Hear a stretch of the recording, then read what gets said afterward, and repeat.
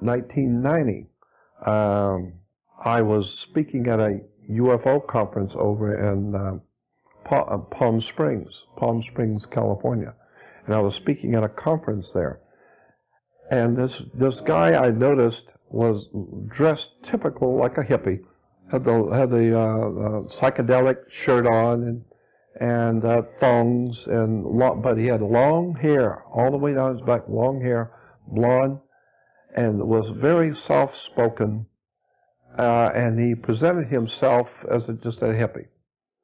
But I knew instinctively he was not, because his mannerisms spoke of culture, money. His whole mannerism was, he's not who he's portraying himself to be. And so he came over to me and he said, Jordan, I'd like to invite you to take you to dinner across the street. I want to talk with you. And I thought, that's interesting. Whoever this guy is, he looked to be about maybe 30, 35. And he said, I want to talk with you. I have something to tell you. So would you go to dinner with me? I said, sure. So we go across the street. It was in Palm Springs during the summer. It was very warm at night. We went to a Mexican restaurant, sat outside, and it was a beautiful night. And he says, I have something to tell you. He said, it's not going to happen right now. It's going to happen later on in your life. So you don't have to worry about it now. But one day, you're going to have two men come to you, and they're going to ask you to go with them to a very important city on the East Coast. And they will not threaten you. There will not be any threats. But they're going to ask you to come with them. And they're going to bring you to a very important place back east, where very powerful people are. And they're going to, and the reason why they're coming for you is they have a business proposition they want to make with you. They got a business proposition. They want to talk with you about it. And he said, you can agree to go with them because they will not harm you. And he said, they're just businessmen. And he said, but when you go, the building you will go into has, I can't remember if he said 12 or 13. I think he said 13 steps. Maybe it's 12. Anyway, he said, but there will be beautiful marble steps. There'll be 12 of them. When you're walking up those marble steps, you remember I told you that this was going to happen. And the two guys will be bringing you to meet a very important man. And he says, and the proposition is going to be simply this, that if you can do your work and leave certain subjects alone, do whatever you want, talk about anything you want on all of this, the religion and philosophies and all this stuff, do whatever you want here, but leave these subjects alone. Forget them. Don't even talk about them. Then if you can agree to that, they will then, he said to me, they will make you their golden boy. You will be on magazine covers, you will be in newspapers, they will promote you in movies, and you'll be living very good. And they will protect you and promote you, and you'll have a very good life. And so I said, suppose I decide I don't want the deal. He said, they're not going to threaten you. It's just a business deal. And what they will say to you, what this man will say to you, well, if you cannot agree to this, then we will have to consider you to be our enemy. And we will have to act accordingly. And he said, and they made a very big point of this. He said, they will tell you that you don't need to make a decision now. You tell them how long you want before you give them a decision. If it's 6 days, 6 weeks, 6 months, it doesn't matter to them. They don't care. You tell them how long you want to think about it. Whatever you tell them, they will accept. But when the day comes that you set, you have to give them an answer. Are you with us or against us? And he says, and at that day, you have to give them an answer, because they're very serious. They can make you or break you. And he says, and so, so I asked him, I said, why are you telling me this? And he said, because it's going to happen. It will happen. Not for a long time, but one day it will happen. So I think it is better that you start thinking about this, because it's going to be serious. You're going to be facing some very powerful people.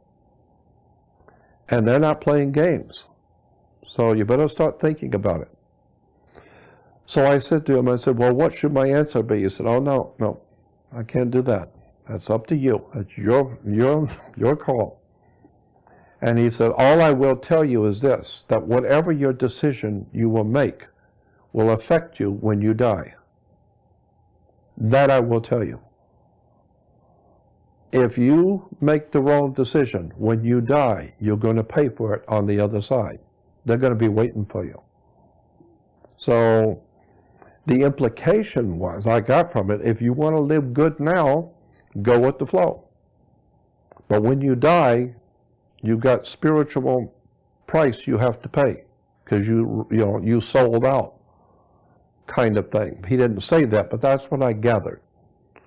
That whoever your spiritual companions are in the universe sent you here not to sell out. And so he says, so just think about it. It'll come one day. That's it. And so he used to show up every now and then. He would show up at lectures of mine. I would see him. He called himself Cosmos. And I said, what is your real name? He says, not important. Just call me Cosmos. He was always very, very kind, very courteous, very generous with me. And he would pop up all the time. Anytime I was speaking in San Francisco, he'd pop up. And one day, quite a few years ago, I was in San Francisco giving a lecture, and a lady was buying a tape or a book from me at my table, and the book fell on the floor. And I couldn't go around the table to pick it up for her, but Cosmos was standing next to her. So he leaned down to pick it up for her. And when he did, a medallion fell out of his hippie shirt. And the moment I saw it, I knew what it was. It was a brilliantly designed double-headed eagle, Masonic double-headed eagle, with a triangle of a red, probably ruby. It was about that size, but it had a triangle ruby with 33 embedded on it, cut on the ruby. And it was sitting on top of the double-headed eagle of Freemasonry. And when I saw that, for the first time I reached out and grabbed it, because it was along a long chain. And I said, 33rd degree Mason? And he said, no, Council of 33. Meaning he's not just a 33rd degree Mason, he's on the Council of 33. In Washington, D.C., there are 33 men that run World Masonry. And it's called the Council of 33. And he's on it. And I said to him, I said, Cosmos, well, you are 33rd degree when you talked with me a few years ago in Palm Springs. He said, yes. And I said, I don't understand what's going on here. And he said to me, Jordan, you go all around the world talking about political leaders, talking about the Queen of England. You badmouth the Pope, you badmouth people, you jumping on everybody and doing what you're doing. Has anyone ever harmed you? I said, no. Has anybody tried to arrest you or to frighten you or do anything to you? I said, no. And he said, have you ever wondered why? And I said, I've never thought about it. He said, no one has harmed you because of us. We are protecting you. We follow you everywhere you go. We know what you're doing. And we're protecting you. The Council of 33 is protecting you. And I said, I really don't understand this. And he said, you don't need to. All you need to know is that we are protecting you. We know exactly who you are and what you're doing and where you go, and no one's going to harm you. That is a task we've been given to protect you. I thought, wow. And then Dr. Shire's, it's my Masonic papers later on. That hasn't happened, what he said, hasn't happened yet. So I wouldn't be a bit surprised if it does maybe in the future, if things really start to get big, you know, and more people are hearing, and it gets to be big somewhere along the line, because I had an FBI agent back in the late 90s. An FBI agent called me from San Diego. I was in Los Angeles, and this guy called me from San Diego, and he said, he gave me his name, special agent, somebody from San Diego. And I said, just hold on. I said, I'll call you back. And I hung up. So I called information in San Diego and got FBI's phone number. I called that number and I asked for him, and he comes on the phone. So now I know he is FBI. So I said, okay, now talk to me. And he said, I'm calling you as a social call. It's not business. I just want you to know that the people who work in the FBI, the working class people, we know who you are and what you're doing, and we like what you're doing. We don't have any problem with what you're doing. Many of the people in the FBI like what you're saying. And right now, he said, I just want to let you know your government does not see you as a threat. They don't care what you're talking about the Pope and about religion. They don't care about that. And they don't really see you as a threat because you're not talking about arms and overthrowing the government. So they don't see you as a threat at all. But he said the reason why they don't see you as a threat is because they know people are hearing you, but nobody is listening. But when people begin to listen to you, now we're going to have to look at you again, because now you could be politically dangerous. So as long as we see people are just hearing you like they hear everybody else, it's fine. But if we see people starting to listen to you, then we'll have to take another look at you. And he said, but right now I want to tell you one thing for sure. We in the FBI and your government does not see you as a threat. But if ever you're going to seriously be in trouble, let me tell you who your enemy will be. It's going to be the church. It's most likely going to be the Catholic Church, but it's going to be the church. Christian church will be your enemy, because the Christian church is the biggest organized criminal syndicate in the world, and we know it. The people who are actually running Christianity, both Protestant and Catholic, behind the scenes are the world's best criminals, and we know that. So he says, so when you're messing with the church, you're messing with underworld criminal syndicates. Money, politics, sex, drugs, the whole thing. They're running it, and we know that. So the government, your government doesn't see you as a threat, but you keep messing around with the church and the Pope, they're going to see you as a threat. So I have a young friend who was double dating with another guy, and he called me after a couple of days later. He said, yeah, I went out a couple of nights ago with my girlfriend, and we double dated with another couple. And he said, this other guy was a Mossad agent. And he said, so at dinner, I asked him if he knew anything about you. And he said, yeah, Israel knows all about Jordan Maxwell. We're painfully well aware of him, yes. However, there's nothing we can do about him, because he doesn't suggest taking up arms, guns, nothing. So he's only talking, so there's not much you can do about it.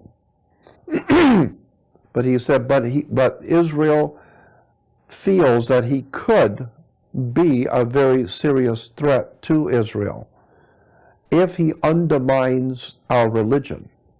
If he undermines the Jewish religion, that would reflect on Israel politically in the Middle East, and that would be very dangerous. So we're watching him. But there's not much we can do about him right now, because he's not suggesting overthrow of governments or anything. So I just think those little incidents are interesting. I was speaking at a conference in Pasadena, mid-90s. And there was like 600 people in the audience. It was a very big conference at a big hotel in Pasadena. And I was a keynote speaker on Saturday morning. I spoke for 2 hours. And about a week before the conference, Norio Hayakawa, who Bill probably knows, Norio Hayakawa, and Gary Schultz were putting it on, and the name of it was called Need to Know Seminar. And Norio and Hayakawa and Gary Schultz put on the best shows. I mean, it was sensational. It was really a really interesting event. They had great speakers, and it was a great event. But Norio and Gary called me about a week before the event and said, we're going to go over to the hotel just to look around. You want to go with us? I said, yeah, sure. So we go over to the hotel, and so Norio says to me, he says, well, what kind of a presentation are you going to do, and what do you need? Do you need a chalkboard or a slide projector or what? And I said, no, I'm not going to do any of that. I said, just give me a table. I want a long table so I can lay all the paperwork out, and I want to be like a teacher, just the chair at the table on the stage, and I just want to talk to the audience.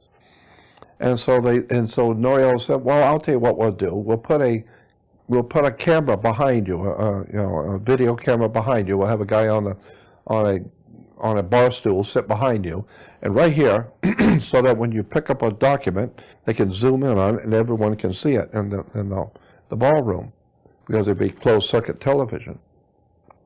So it worked out good. I did 2 hours that morning, had a great time, and it worked perfect. And so the guy was sitting right behind me with the camera right here. And afterwards, toward the end of the evening, when we were getting ready to leave, the cameraman said, Jordan, would my wife and I would like to have you come over and have dinner with us tonight. We live right here in Pasadena. I said, sure. And so he and I are sitting in the front room. His wife's in the kitchen fixing dinner. And we're just sitting and talking about stuff. And after a little while, she comes out from the kitchen and says to him, she said, have you told him yet? And he said, no, I didn't tell him yet. I wasn't going to tell him till after dinner. And I said, tell me what? And he said, well, I might as well tell you now. He said, I've told this story to so many people. My wife has heard it so many times, but now I'll tell you. He said, when I was like 15 years old, I was back east on the East Coast, and he said I was thumbing my way north to go stay with my cousin for the summer vacation. And I was out the road thumbing my way, and he said an old man in a pickup truck, and he was very old, and he said that pickup truck was as old as he was, and it smelled terrible because he had been smoking cigarettes, cigars, pipes, anything that would burn he had been smoking. And he said it was an old man, a dirty pickup truck, and it smelled terrible. And he said, but the moment I got in the truck, that old man started telling me every single thing about my life. He knew all about my life, my mother's life, my father. He knew there was nothing about my life and my family he did not know, and he was right exactly on. He told me about my girlfriend, about my dad's business, about my mother, and who she was before she got married. He said there was nothing he didn't know. And he said, I was just amazed listening to this old man. And he says, then when he let me out, he said everything he told him, he said, when he let me out, he said, everything I have been telling you was to get your attention and entertain you. Now I'm going to tell you something important. After you're 50 years old, you're going to be on the west coast of this country, after 50. And one morning, you're going to be on a stage with a man sitting at a table with a bunch of papers, and he's going to be speaking to a very large audience.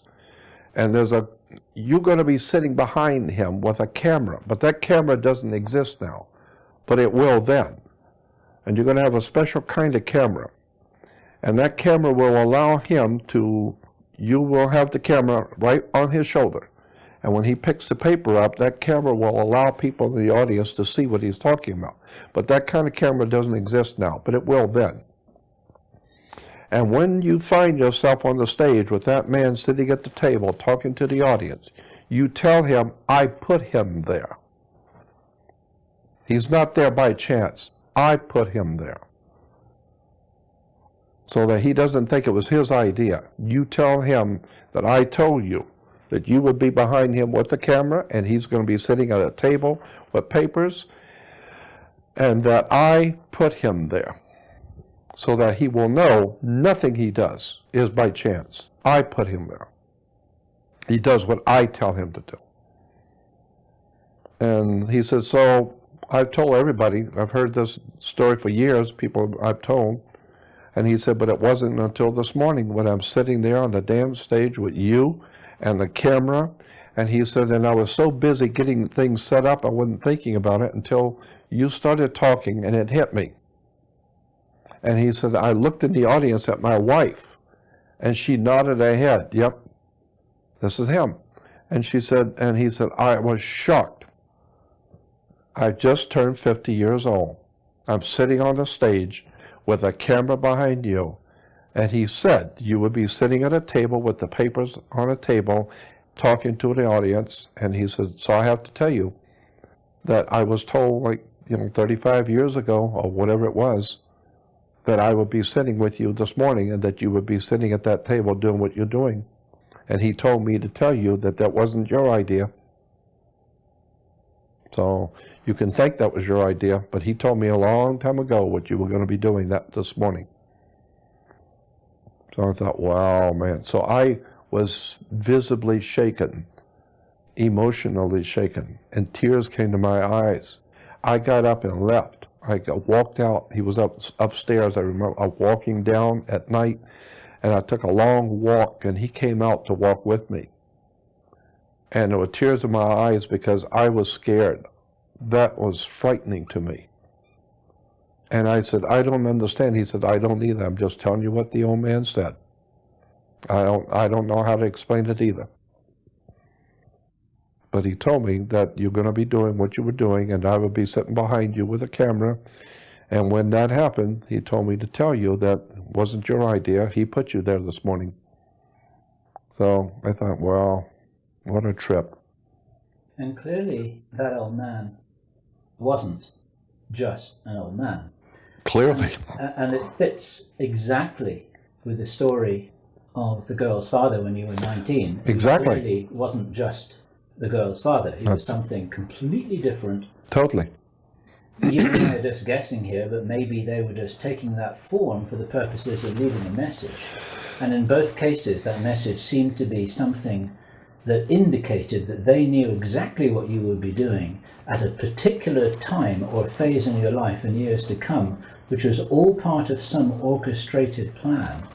And it would seem to be a benevolent orchestrated plan. Would you agree with that? Yes, because I don't feel fearful and I don't feel frightened, but my gut feeling is, and I totally feel this for sure, that there is a very powerful, unseen force of good, of protection, that has the oversight and the ultimate power. And it's watching all of this chaos, etc., going on the earth, but it is above it. And it can call the shots and at any moment step in and intervene in mankind's affairs. So it's as if like a father watching the kids play while the kids are doing things wrong, and this kid's doing something wrong too, and they're all doing bad things, but he's watching. And when he decides to step in, he'll step in, and everybody's going to know it. But right now he's letting you go and play your games, do whatever you're doing. But I'm watching you. I know what you're doing. Actually, and so I get to see. My interpretation will be a little different. And I just inject this here just as an interesting suggestion, is that it's more like a referee or an umpire in a ball game who's keeping things fair so that the key participants have got a good chance in the game without being overwhelmed in such a way that I like your, yeah, I like that. Yeah, I like that. I think you're right. That kind of sounds right. Making sure that the thing is balanced. Because I don't believe that the outcome is certain or fixed at all. But I like to think, as you know, we've talked about this privately, that you and I and tens of thousands of others are here, and we wouldn't have showed up here this lifetime if this game was fixed and the whole thing was going to be predetermined to some sorry ending. I don't believe that at all. I think that we are in with a chance in this game, and I think that's why we are here, because it is fun. And every now and then what intervention there is something that keeps that game balanced in such a way that we get a chance to exercise our own responsibility for a good outcome if we're smart enough. And that's my personal take on that. And what's your response to that? You and I have discussed this back and forth, but I totally agree with you. Yeah, I think you're right, that there's some higher force. Well, I know there's a higher force. I know that there's a higher matrix of power. That I know. And I know it's protecting me and others. And I know it has its own agenda. These things I already know for sure. Tell the story. It's a long story, but it's an absolutely wonderful, staggering story about the experience that you had with Paul Tice and Paul and Ivy. And Ivy. Yeah. Up in the Nevada desert, right. Near Area 51, yeah. Rachel, Nevada, the little alien, right. in the desert. Do tell that story. I had a friend, a Mexican friend, who worked at General Motors. He was upper management at General Motors in Los Angeles, and he was getting married, and he lived in Palmdale, which is about 50 miles north of Los Angeles. And so he was getting married, and so he wanted me to be the best man at his wedding. And so the idea was that Saturday morning, we'd get married that night. Saturday morning, I was driving up to stay with him while they were getting ready for the wedding that night. And so I went up to stay with my friend, and while the girls and the girl and her mother and her girlfriends were out shopping and whatever. And so the girls went out to the market. And they came back from the market, and there was an old guy in an old beat-up car following them. And when they got out of the car, he gets out of the car and follows them up to the house. And Carlos and I are sitting out looking at this old guy coming, and he said, "Who is this?" I don't know. And so when she comes in, she said, "This man met us in the market. And he said, I know that you're getting married tonight, and the best man at your wedding is at your home, and I need to talk to him." And she said, "How do you know I'm getting married?" He said, "I already know who you are. I know you're getting married, but the best man at your wedding is at your home, and I need to talk to him." So she said, she obviously didn't see him as a threat. And so I said to him, "Well, that's me, so talk to me." He said, "I've been told to tell you something, that a year and a half from now, you're going to have an extraordinary encounter with your friends from out there. And they sent me to tell you that. And the event is going to happen way out in the desert." And I said, "Well, sometimes I go out in the desert here in California and look for UFOs." And he said, No. This is not going to be in California. It's going to be east of here. And it's going to be way out in the desert.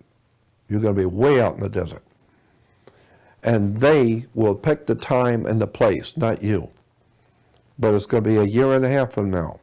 And they're telling me to tell you that you're going to be driving the car, and that you will have a woman in the front seat and a man in the back seat. And they will see to it that you have a woman in the front and a man in the back.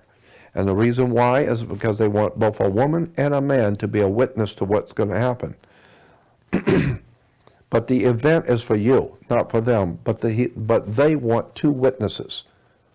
But they want a woman and a man to be a witness. But it's for you. Your friends are going to show themselves to you. Year and a half. And that's it. Well, he left. And a year and a half later, I was speaking in Mesquite, Nevada, at a big UFO conference for Bob Brown. And that was in Mesquite, which is like 60 miles northeast of Las Vegas. And I had brought with me my lady friend from Hawaii, who was a talk show host from Hawaii, Ivy West, and my publisher friend who was living in San Diego, where I was at the time too, my publisher friend, Paul Tice. And so Paul was in the back seat and Ivy's in the front seat, and I'm driving. And we're coming back from Mesquite Sunday morning early, and just as we're getting into Las Vegas, I said, out of nowhere, I said, have either one of you ever been to Area 51? They said, no. You want to go? I said, yeah, let's do. Well, I had been given an invitation to go to the Little Alien by Joe and Pat Travis, who owned the Little Alien, because they used to hear me on my show. I used to do a radio show, a late night talk show in Las Vegas. And so they would hear me. So they used to call me and say, come up as our guest, come up and visit. And so I never did. But so we decided, okay, we'll go. So I called them, and they said, yeah, come on up. So on the way up, it's 135 miles north of Las Vegas in the high desert of Nevada. It's a little Mickey Mouse, and I do mean small, little establishment out there in the middle of nowhere.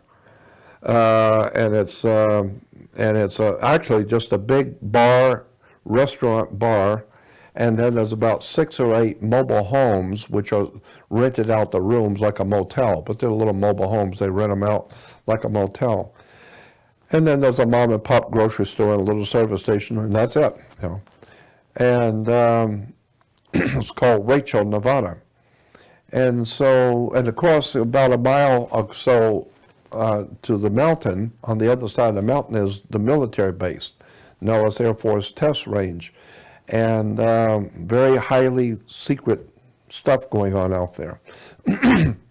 So anyway, we're driving up, and so I told Ivy and Paul about the prophecy, and I said, here it is, and exactly a year and a half later, and he said I'd be driving on a woman in the front seat and a man in the back. So I said, don't be surprised if, you know, something happens to us. I don't know. So I'm glad I told them before it happened. So we get up there, and that night we're sitting around at the bar and talking, and so when they were getting ready to close, I asked Joe and Pat, the owners, I said, where did we go to see UFOs? Because it's a very famous place, Area 51, for UFOs. So Joe said, Joe's with his cold humor, he said, you don't have to go anywhere. They saw you. He said, just sit out here in the car. They'll find you if they want you. And so Pat said, well, if you want to go where all the tourists go back out on the highway. And this is a highway out in the middle of nowhere. There's a little Mickey Mouse place out there. And so she said, go back out on the highway and go back toward Vegas, exactly 19 miles. Put it on your speedometer, exactly 19 miles. Because at the 19-mile marker, you will see a big mailbox and a big parking area and a road. Park at the mailbox. And there's one of the flight paths is over the mountain right there. So anything coming in or going out is going to go over your head. So if you're going to see something, most likely that's where it will be. So go back to the mailbox.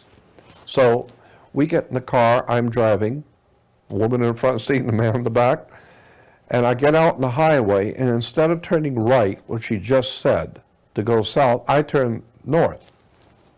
Turn left and go north. Ivy didn't catch it, and Paul didn't catch it. We're just talking, and we didn't realize we're going the wrong way. So we slowed down. Now it was like 11:30, 12 o'clock when we left. When we got out to the 19-mile, we were slowing down, and then Ivy says, wait a minute, we're going north. She said, go south.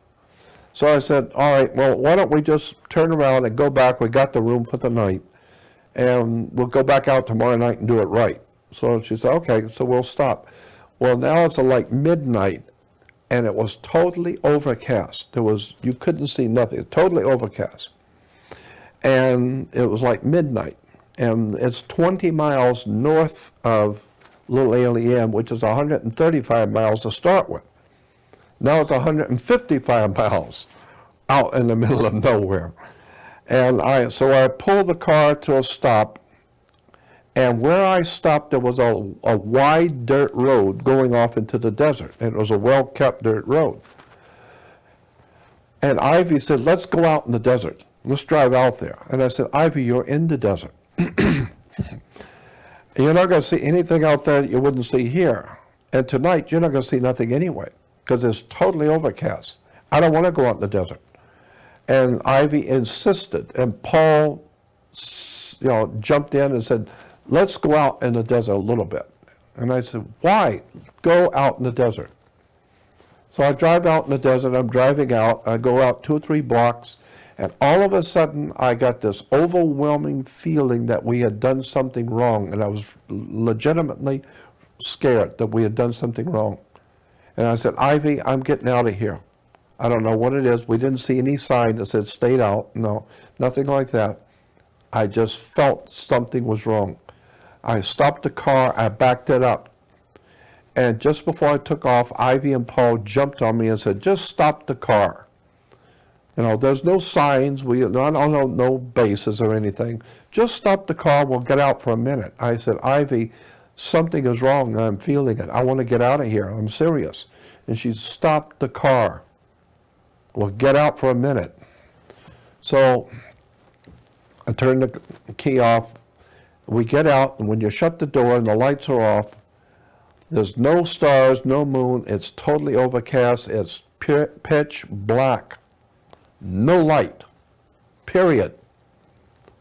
And you have to hold on to the car. I can hear voices, but you can't see anything.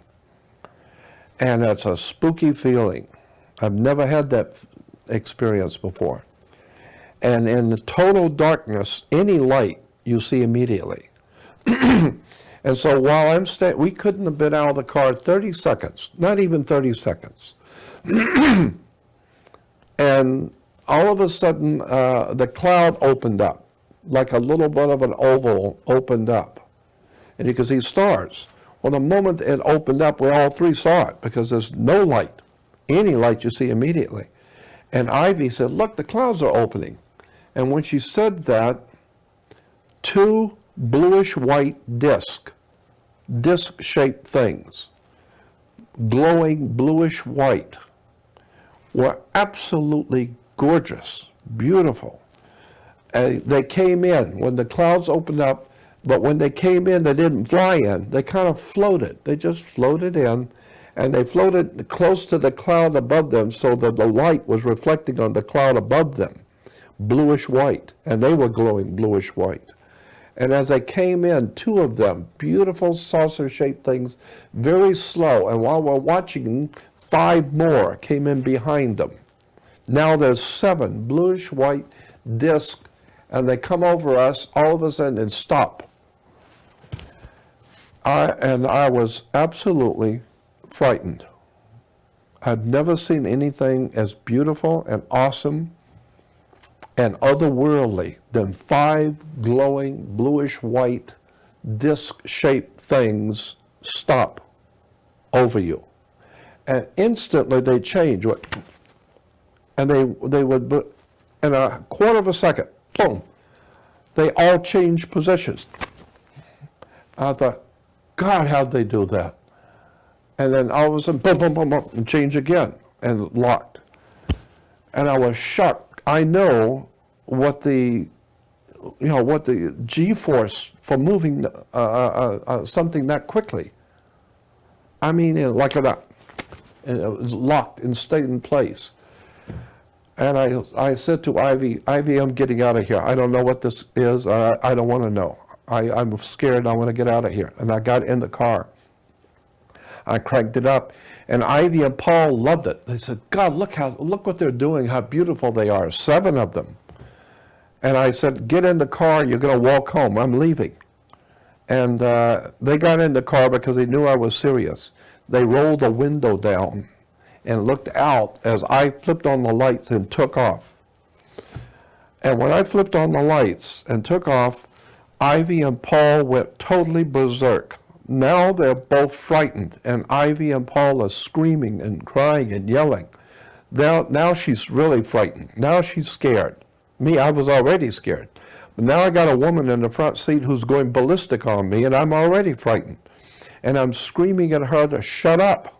And I'm driving fast. I'm speeding toward the highway, and all I could think of was I don't want to overshoot the highway, and go out on the other side and crash the car. But she's yelling and screaming, and so was Paul. And I stopped the car quickly, and it was very quick, maybe 2 seconds. I just stopped the car and opened up to see what they were screaming about, and those things were right down on us, big, still bluish white, but very big, moving all around. I was frightened to death, and I got shot to the highway. And as soon as I could see the highway coming up, I knew I was going too fast, so I hit the brake and skidded all the way up to the highway. And as I came out on the highway, the car skidded sideways. And the moment we hit the highway, all three of us felt totally safe again. All three of us felt it. We're all right now, on the highway. And the saucers had gone, all 7 of them had gone back out into the desert. And I can't remember exactly how they disappeared, but I'm trying to remember, they went back out in the desert because I was so frightened, and I was, with them, and the car lights were on, and we got out of the car, we stood there talking to each other, and they had gone back out into the desert and they're gone. That's it. And my heart was pounding, and I was absolutely frightened. And there was tears in my eyes, and I was legitimately frightened. I've never seen, they not only were able to do things which I would say is unworldly. It's not possible to be done. Humans don't have that kind of technology that I saw, that we saw. And that scared me, because first of all, if it is human technology, then we're about 1,000 years ahead more than you think we are, if we could do this. And if it isn't us, then that means it's somebody else, and that's even scarier. Either way, we're in trouble. And so we stood out on the highway that night, and the emotions were absolutely incredible. She was crying, she was laughing, Paul, we were frightened, it was beautiful, it was awesome, it was scary, it was horrible, it was wonderful, it was just everything. Just blowing emotions. And we were like children who had been frightened. And when we finally decided to go back, I'm driving back slow, and was shaking. And we go back, and we had already got a motel. We were staying in one of the mobile homes. And when you go into the mobile home, you go in from the middle of the thing. So you walk directly into the mobile home that we were staying into the bathroom. And on both sides of the bathroom are bedrooms. And one bedroom had 2 beds, and the other had 1. Well, I'm not about to sleep by myself after this. And Ivy is a woman who could take care of herself. If there's ever going to be a street fight, I'd like Ivy to be with me. And so I said, Ivy, why don't you and I take this room, and Paul can have the other rooms? Paul said, okay. So Paul's by himself, and I've got Ivy in my room. And so that night, for about a half hour, 40 minutes, we laid in bed talking. I could hear him in the next room. And we're talking about, what did we see tonight? What the hell was that all about? Was that our technology or somebody else's? Well, all 3 of us knew that was not human. What we saw tonight was not human. So the next morning when I got up, Ivy and Paul had already gotten up and gone to the restaurant to have breakfast.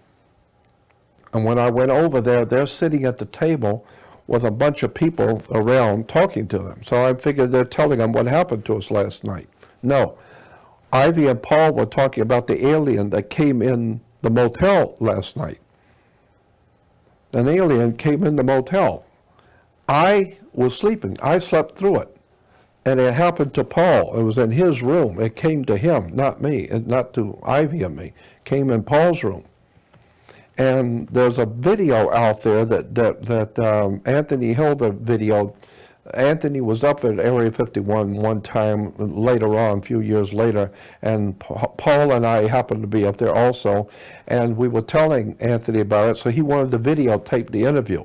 And it's called Alien 51. It's a video put out by Anthony Hilda called Alien 51. And in there is Paul Tice and myself at Area 51 telling the same experience. So you'll hear Paul tell it himself, what happened to him. And Paul did not want to talk about it because it scared him. He was legitimately frightened. This alien came into Paul's bedroom. Paul said he fell asleep. He was sound asleep. And all of a sudden, a light came on over his head, woke him up. And it was a light green light. And he said, very light, it wasn't very bright at all, but just enough to woke him up, and it was a light green light. And he said he looked up, and it was an alien's face with the big eyes, the normal alien-looking face, but you could see through it. It was a hologram. You could see through the face to the ceiling. And he said then the hologram went down the ceiling and hit the wall and came down till it was even with him sitting in bed. And the aliens was now even with him telepathically. Ask Paul, what are you doing here? Who are you and what are you doing here? And Paul says, I could understand it well. I knew exactly what he had asked. And I'm trying to think the answer rather than speak the answer. I'm thinking the answer. And he said, when I started to answer him, he said, all of a sudden that thing went through his memory track. He said, everything that ever happened to me in my life, I saw in an instant. Everything. He said, it was able to download my psyche and my brain to see everything I'd ever done. And he said, I knew I had no control over it. I was just seeing everything in my life going by. And he said, then this alien told me, telepathically said, you're okay, you're all right. And he said, and then it went through the wall. But the other thing he said, while it was talking to him, the room was moving. He said, I could see the door going past the alien. I could see the window going past the alien and the door coming back around. And he says, in my mind, I was seeing the wall circulating, but it was staying where it was and not moving. And he said, when the alien told me, you're all right, you're okay, it backed out and went backwards and went through the wall. Well, Ivy said that she was laying on her left side looking into his room, and she said when she woke up, something woke her up, and she saw this glowing green color on his wall. And the moment she woke up and saw that, she said a small, tiny pin light, red little light, came through Paul's room and zipped in and came right over the top of her.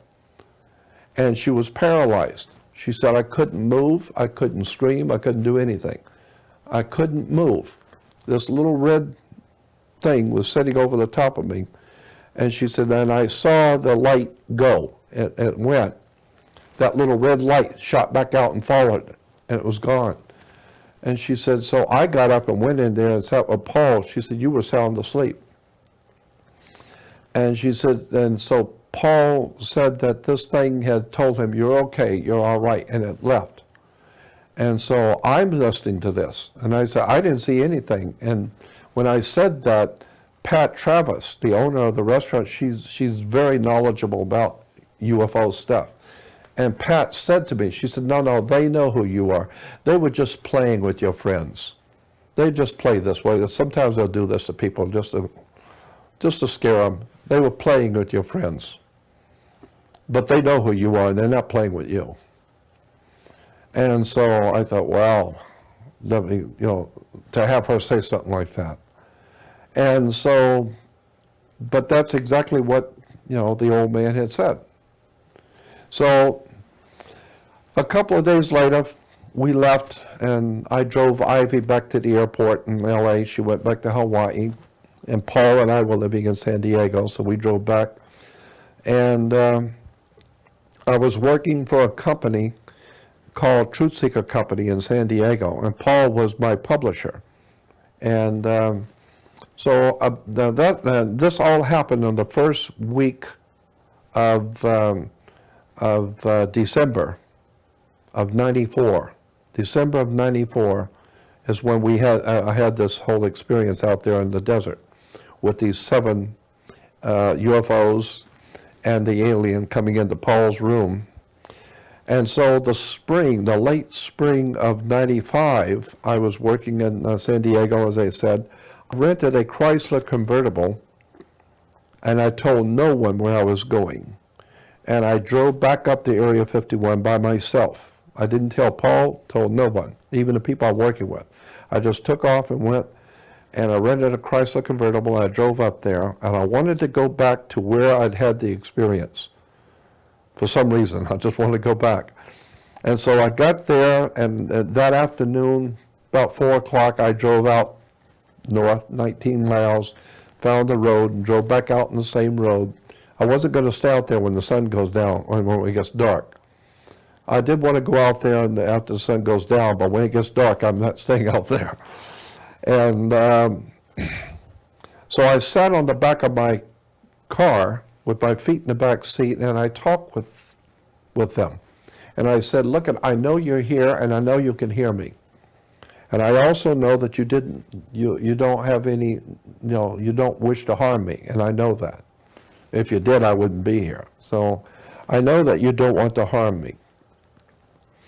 I want you to understand that I am willing to do whatever it is I'm supposed to do with my life. If this is some kind of a spiritual experience I'm having, I want you to know that I'm willing to do whatever I'm supposed to do. But I have 2 favors I wish to ask of you. 2 things I would ask you. 1, don't take me anywhere. I don't want to be abducted. I don't want to go anywhere. Just leave me alone. And 2, don't frighten me in my bedroom. I don't want to wake up and be frightened in my bedroom. I got a bad heart, been through too much. Just leave me alone and don't take me anywhere. Show me what I'm supposed to do. Tell me what I got to do, and I'm happy to do. Don't take me anywhere or frighten me in my bedroom. And I said, thank you, goodbye, and good luck. And I got in my car, turned around, and went back and spent a couple of nights with Joe and Pat. And then I drove back to San Diego, never told anyone. About 3 or 4 weeks later, Paul Tice calls me and says there's a young lady he heard about down on Coronado Island in San Diego. Coronado, little island off the coast, and take a big bridge going over to it. And he said that she's a past life regressionist. And he said, I heard she's really great. Why don't you make an appointment with her and go see if she's that good? And if she is, then I'll go. And I said, no, if you want to see her, why don't you make the appointment? No, he said, you're much closer to her. You're very close. So you go see her. I said, okay. So I made an appointment. Her name was Kirin, K-I-R-I-N, Kirin. Kirin was a beautiful young girl, but mystical about her. And so I drove over, I made the appointment, I go in, and so she has you take the watch off and your ring off and any metal, and I'm laying on a table, like a massage table, and she's lighting candles around me and talking to someone. I thought maybe she's talking to somebody in the kitchen or something. She's talking and lighting candles, and I'm just laying there, and after a few minutes of her talking, and it finally occurred to me, there's nobody in the house but her and I. And so I asked her, I said, Kirin, who are you talking to? And she said, oh, I'm sorry. She said, I'm talking to your friends who brought you here. And I said, what do you mean brought me here? Brought me to your house? She said, no. Who brought you to the earth? You've been brought here to do something. They brought you, and I'm talking to your friends who brought you here. And I said, well, since you seem to be on good terms with my friends, why don't you ask them, what the hell am I doing here? Who are my friends? And she says, well, she said, you don't know who brought you here? And I said, no, why would I be asking you? I don't even know what you're talking about. She said, well, they're saying they're Pleiadians. I don't know, but that's what they're telling me. And they're saying that you're from the Pleiades, and they have brought you here to do something, that they have something for you to do. And I said, wow. So I said, well, while you're talking to him, ask him, what is it I'm supposed to be doing here? And she said, they're telling me to tell you, first of all, that you don't, because she's a past life regressionist. She said, they're telling me to tell you, you don't need a past life regression. You need to get this life straight. Don't worry about your past ones. Get this one right. And then she said, and they're telling me that you are brought here to be a channel. They're going to channel messages through you, but not for a long time yet, not now.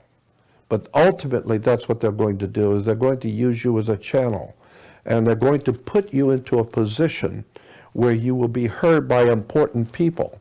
And when that time comes, they will speak through you. And she said, but they're telling me to remind you, you are not an ambassador, you are an emissary. An ambassador speaks for the government he represents. You do not speak for anyone.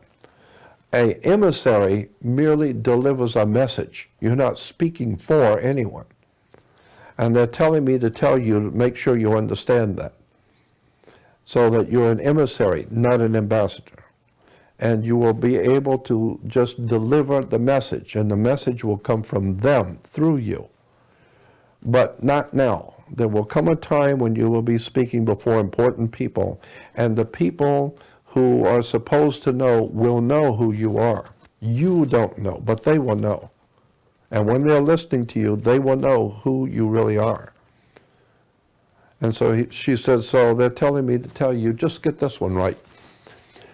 And then she starts laughing. And I said, what are you laughing about? And she said, they just told me something funny about you.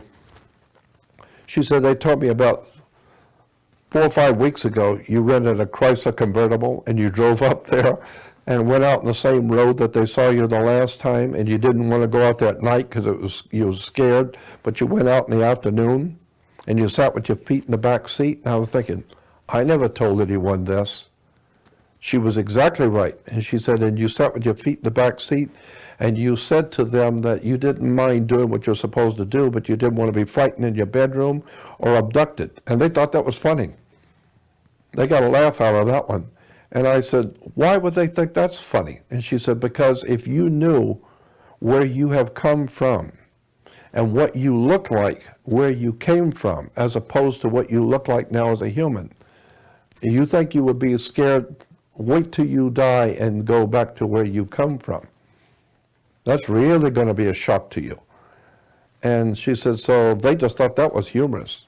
You don't want to be frightened? Wait till you die. You've got a real trip coming when you go back to who you really were and where you've come from. And she said, but they're telling me to tell you, no one's going to harm you. We've given you something to do, and we have been watching you from day one. And so just remember, we're watching you, and you will do whatever it is we have in mind for you to do. And I thought, wow, man, I've never heard such stuff in my life. It's an incredible story. I don't know. I'm just telling you what happened. And it all fits together, right? Yeah, it all kind of... These accounts all fit together in a way that suggests, I mean, you've got a number of data points here, then, and you put it all together, and it says that you're sent here, that you're widely respected by everyone, up there and down here, that you've got a job to do, that you're being watched, that you're being protected. You don't know what the heck's going on all this time. Which I have no idea. Which actually, I think is really funny myself. And here you are at the ripe old age of nearly 70, and you're still trying to figure it out, and you don't even know whether you've done yet what you've come here to do. That's exactly right. And the reason why is because I'm not even sure what it is I'm supposed to do to start with. So how would I know if I've done it? I've always known that I have always had this other world connection. Even as a child, I went out of body. I had spirit entities coming into my bedroom when I was 6 and 7 years old. I saw things and I went out of my body. That's another experience when I was 8 years old. I went out to a terrible accident, and I was there and saw the accident happen. I came back into my body and told my parents what had happened. The next morning in the newspaper, exactly what I said happened, exactly as I said, because I was there and I saw it. And I was there at the accident and saw all the details of what happened. And the next morning in the newspaper, exactly what I said happened was in the newspaper. And so I've had aliens at my window at night in Florida. When I'd wake up at night, I'd see this little creature at my window. Because I was a little kid, I pulled my bed up next to the window. And in Florida, it's very hot at night. And so I pull my bed right up next to the window, I have a screen. And because I would like to lay in bed at night, look at the stars, and talk to the spirits. And I would wake up in the middle of the night, and there'd be a little head would move. It would not move so quick I didn't see it, but it would move when I woke up, and I'd see it. And I immediately opened up the screen, and the yard was well lit up from a full moon. My dog was out there, didn't bark at all. And yet I know I saw something move, and I would do it many times. Many times I'd wake up in the middle of the night, and I'd see a little head move quickly. And so, but when I look out, the dog didn't see anything, and there's nothing in the yard. Something was there. So I grew up having otherworld experiences, seeing aliens, having demonic spirits come in my bedroom. Some people watching this will already have heard you tell the story in the September 2009 Project Camelot interview. Mm-hmm. Is it possible that you could give another abbreviated version of that encounter with your girlfriend's father? Oh, yeah. Because that fits together so perfectly with these stories you've been telling here. It's kind of nice if it's all in the same bundle. Yeah, that's fine. In 1959, I was 19 years old, born in 1940. So 59 I was 19, and I ended up in Los Angeles. I had to go to Los Angeles for some reason. So I ended up there. I have no money. I don't know where I am. I'm in a big city. I don't know what I'm doing here.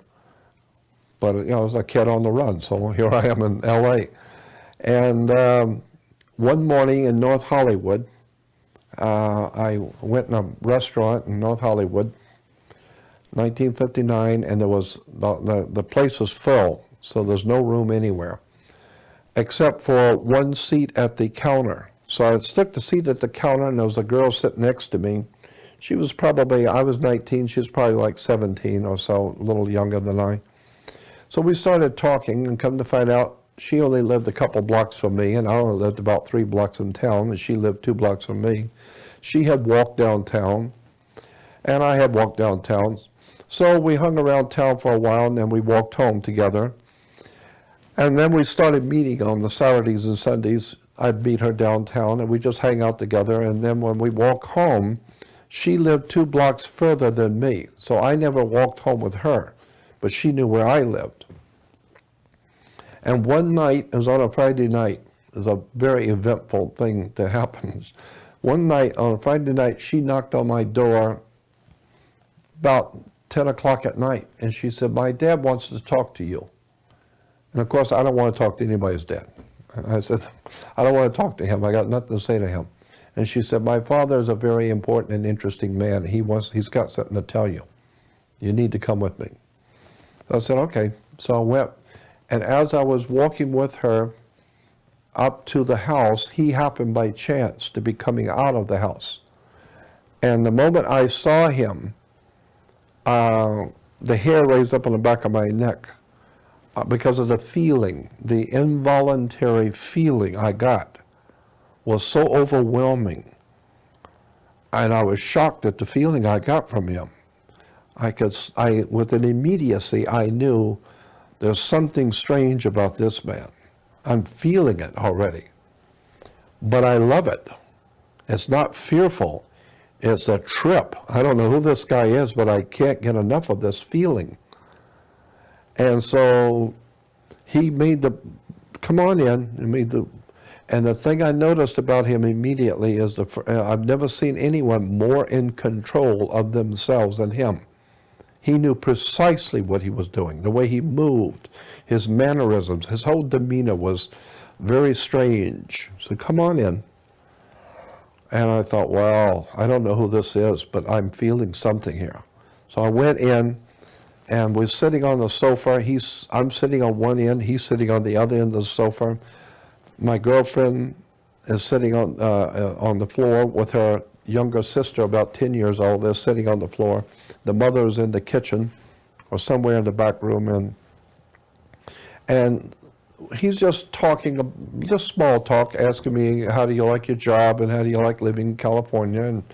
And my daughter says that you have been very kind to her, and I want to thank you for treating my daughter with respect. And we were talking back and forth, just little stuff.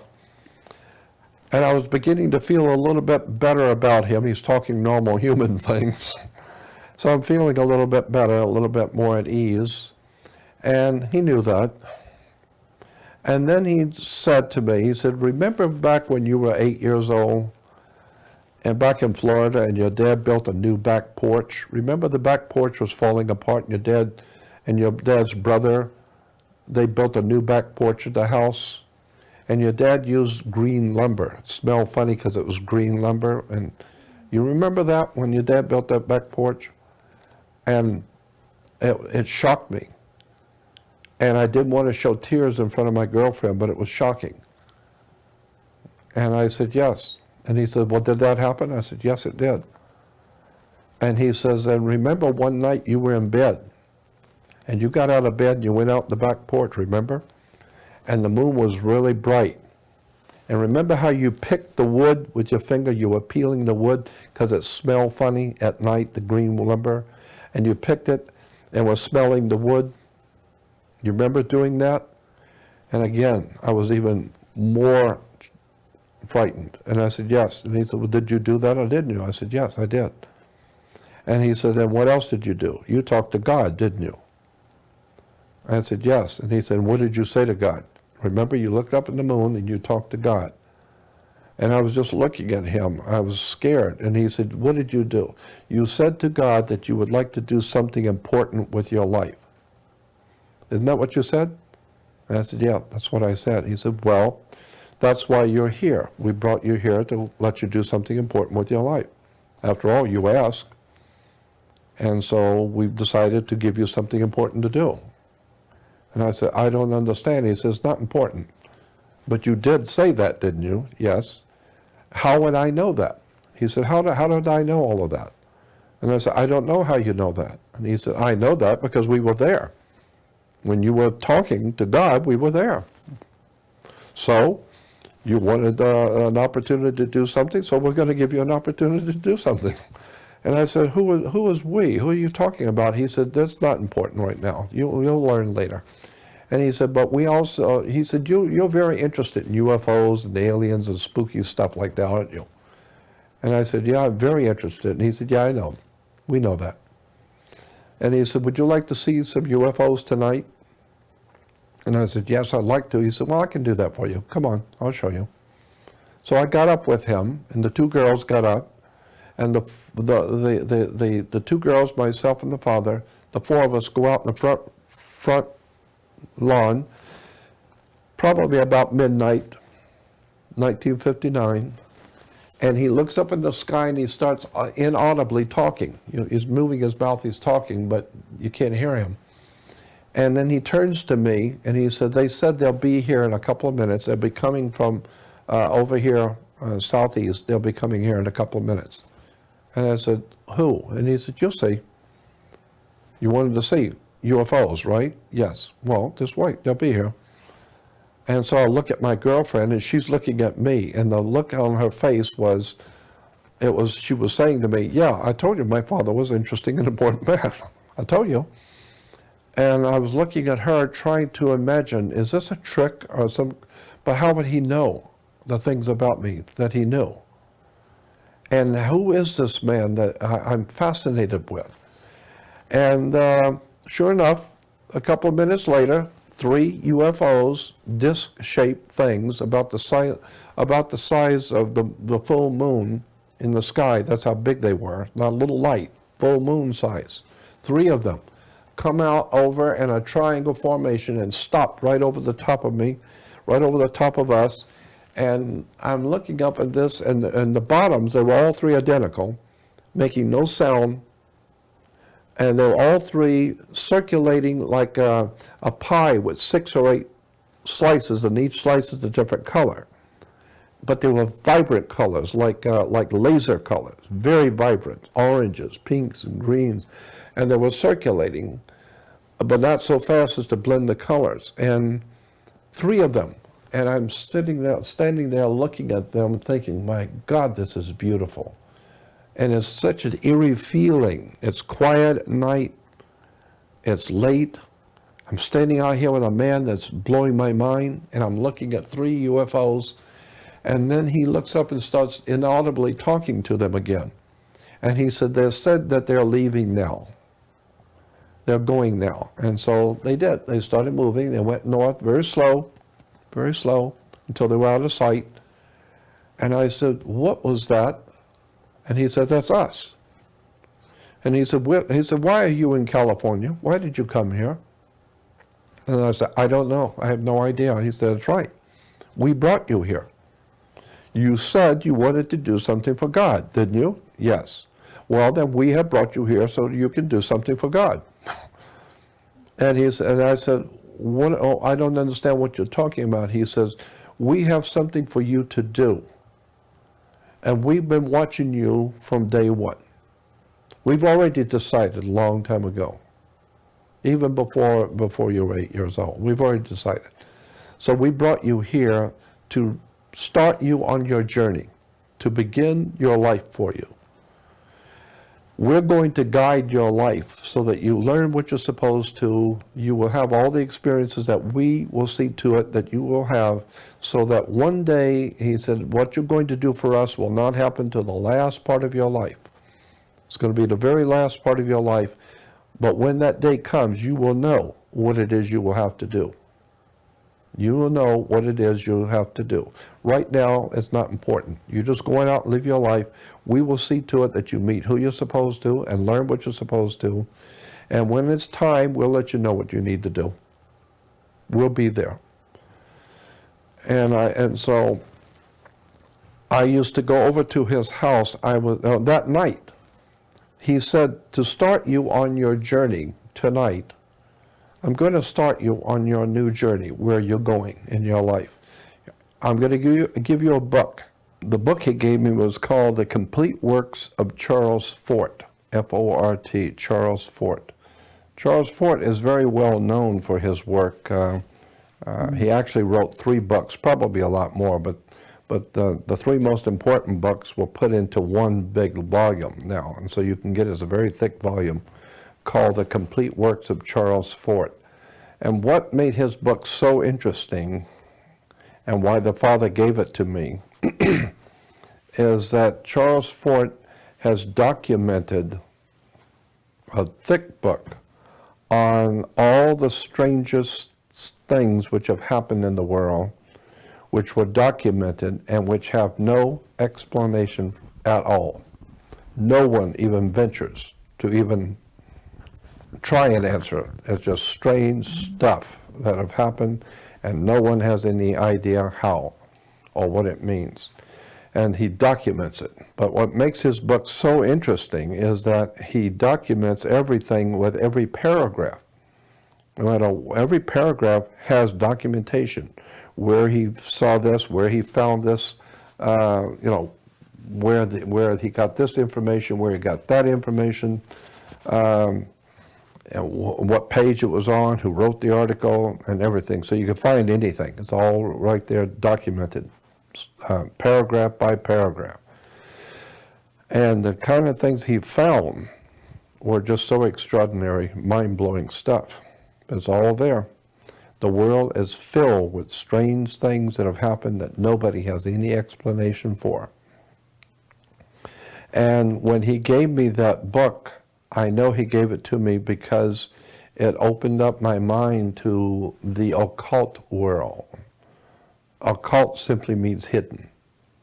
And so that book opened my mind at 19 years old because I had already been well involved in the other world knowledge and strange stuff in my childhood. But for the first time, I had it documented, strange stuff that nobody understands how it happened, and it's all documented in one book. And that I believe he gave me that book to get me started in realizing that the world is far stranger than you imagine. Far, far stranger.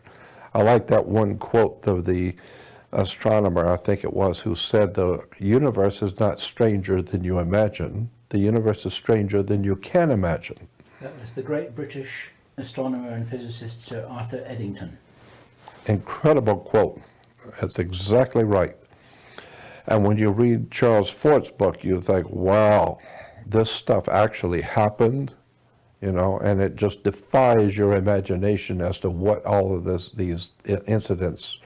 And so to get me interested, he said, let me give you an idea about what's in the book. And it was a big, thick book, and he just opened it up, just nonchalantly opened it up to a page. I now know that it was not nonchalant. He knew exactly what he was doing. He knew exactly how to get my attention.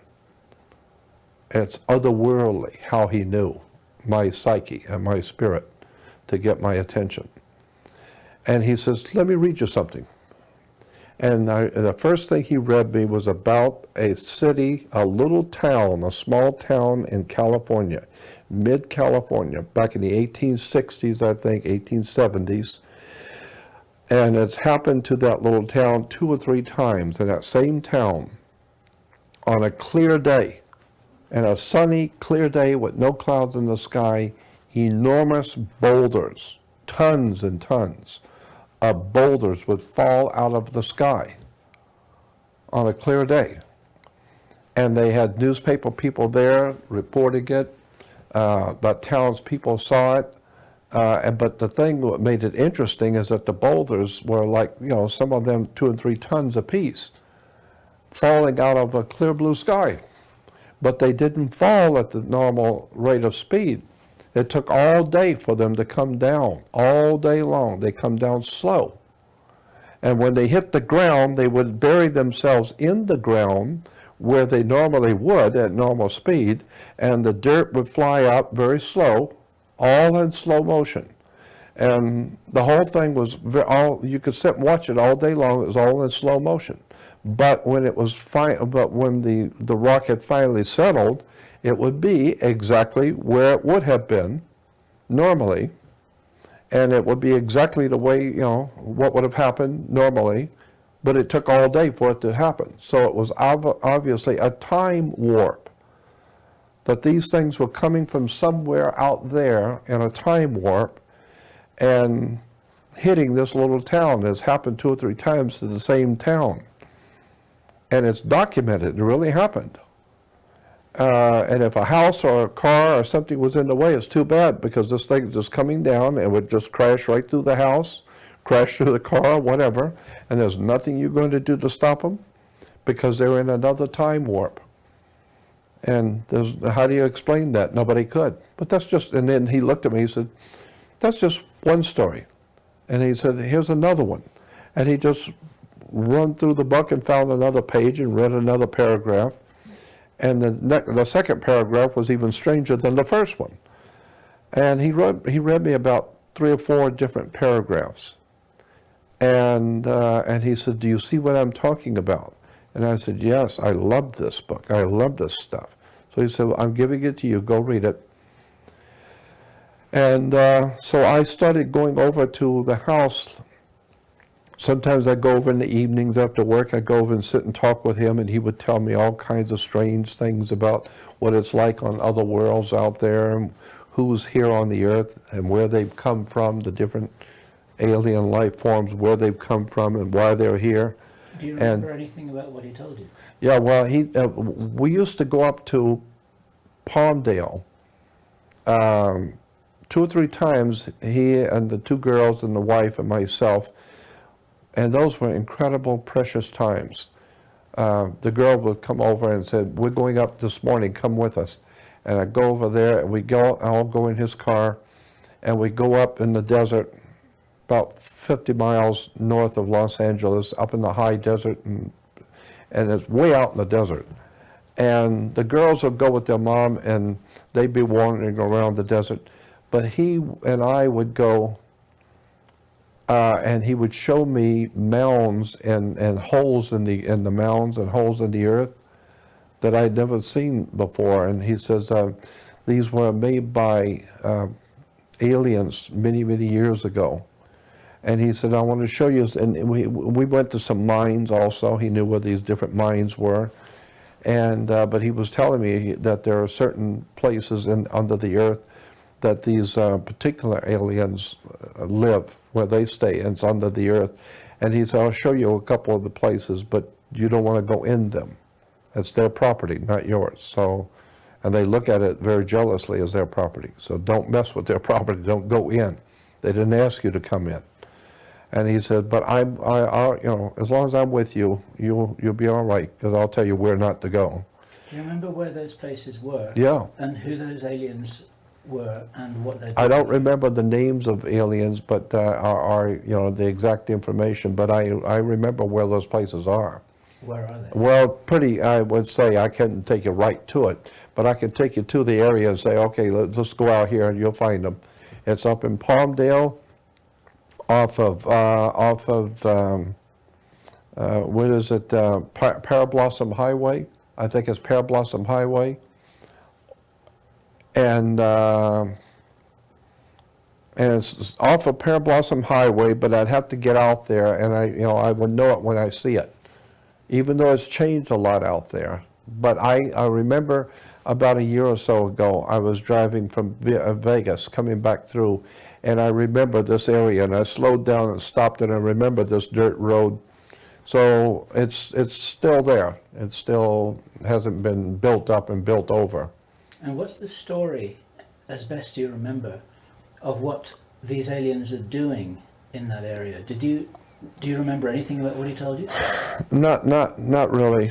He was, I think basically what I got from it, what I remembered from it, was that there were different ones here, and that there are good ones and bad ones. And he said that even some of the good ones here, he said, but we have enemies. They have come here, and we have other business out there with them. And since we're here, they came here. And so we have enemies here. Not human enemies. We got serious enemies here. But we've got a standoff. We're powerful and they are too, but we got kind of like a standoff. But we have enemies, and we are their enemy. And he was telling me about the reptile aliens. That was back in 1959. And what did he tell you about that? I don't remember in specifically, but I just remember him talking about reptile aliens, and I really didn't comprehend what he was talking about exactly. It was such a strange concept to me, reptile aliens, at 1959. I don't even know what he's talking about. But the one thing that stands out in my mind above everything is that I knew that this man was absolutely of another world, and I connected with it.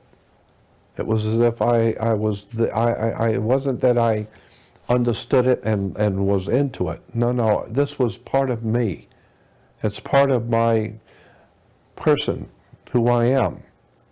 But he was initiating me into a secret of who I really am. And I felt it. I just felt I'm part of him. I know now who I am, and I know that I'm not of this world. And that was just an overwhelming feeling I had. I just loved it. I loved being around him, because when I was around him, I was in my world. I was with my people, so to speak. And God, it was an incredible experience being in his company. And one day I went over in the morning, it's on a weekend morning, I went over to see if he was going to go anywhere, and he was gone. They just left. The house was empty, the doors were all open, windows were all open. They were just gone. Never to see them again. And she didn't come and tell me she was leaving. Only 2 blocks, she could have told me she was going. And it was like my family. They left me, they're gone. And I walked home so dejected. I couldn't believe my family, this wonderful association, this wonderful man that I know, and this family, and they're all gone, and no one said anything to me. And I often wondered, whatever happened to why did they leave and never told me? But now I look back on those years, and my gut feeling is, he did what he was supposed to do. He did what he was supposed to do, get me started. Other people will come into my life who is a part of his group, and they will continue to move me along. The old man in the truck, and he was the next, he was connected to, and all these different people I've met and all these strange things, they were part of the same group who were just kind of around me, and every time I need a little encouragement, they'll pop in at the right moment and give you another mind-blowing experience, and then they'll move on again. So it's like they're moving you through life, but watching you. Some people watching this video now may have already seen my interview with Freedom Central in November 2009, and I don't want to steal your thunder here by jumping in with my story, but just as a very brief summary, in that interview I told how back in 1984, 1985, which was when I was 31, 32 years old, I had a girlfriend who I began to realize after a number of years wasn't an ordinary human being. And she left me out of the blue. And what triggered this little story here was your going to their house and being devastated when you discovered that they'd gone.